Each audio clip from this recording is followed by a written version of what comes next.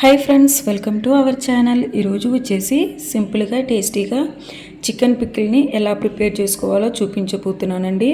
ఈ chicken pickle అనేది పక్కా కొలతలతో సింపుల్గా టేస్టీగా చేసుకోవచ్చు. ఎంత తినాలన్నా కూడా ఇంకా తినాలనిపిస్తుందండి, అంత టేస్టీగా ఉంటుంది. ముందుకైతే ఒక హాఫ్ కేజీ చికెన్ అయితే తీసుకున్నానండి. ఈ బోన్లెస్ చికెన్లకి నీట్గా వాష్ చేసుకుని వాటర్ అంతా కూడా పూర్తిగా ఉంపేసుకుని తీసుకున్నానండి.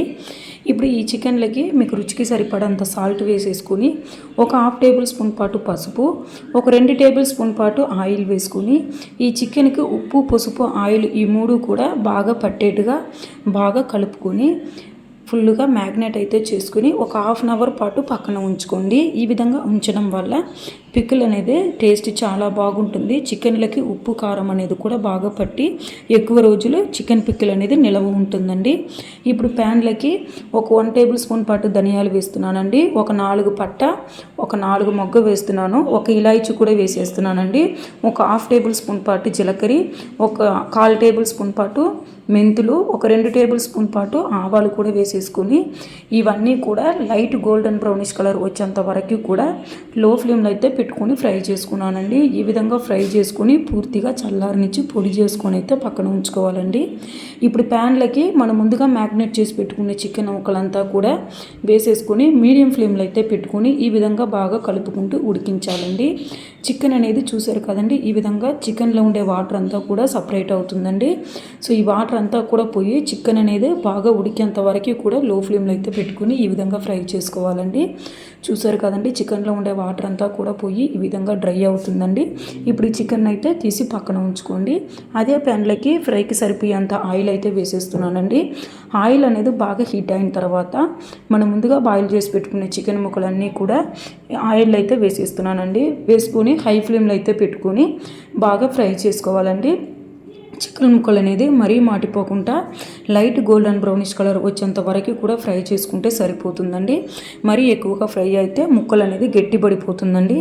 సో ఈ విధంగా లైట్ గోల్డెన్ బ్రౌనిష్ కలర్ వచ్చిన తర్వాత ఈ చికెన్ ముక్కలన్నీ కూడా ఆయిల్ అంతా ఉంపేసుకొని పూర్తిగా చల్లారనిచ్చి పక్కన ఉంచుకోండి.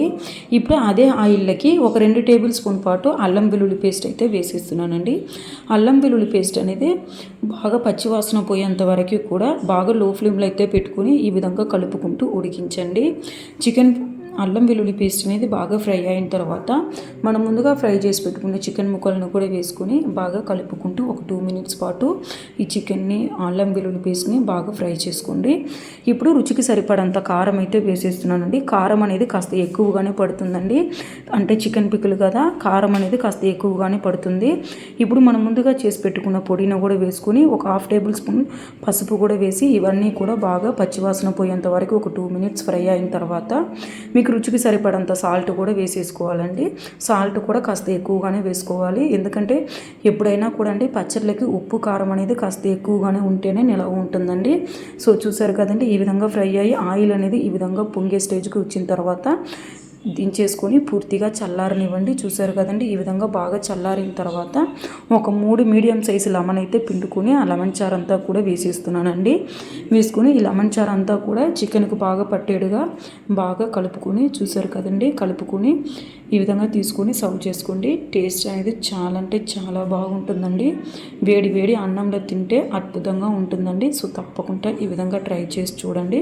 ట్రై చేసి ఎలా వచ్చిందో కామెంట్ సెక్షన్లో కామెంట్ చేసేయండి.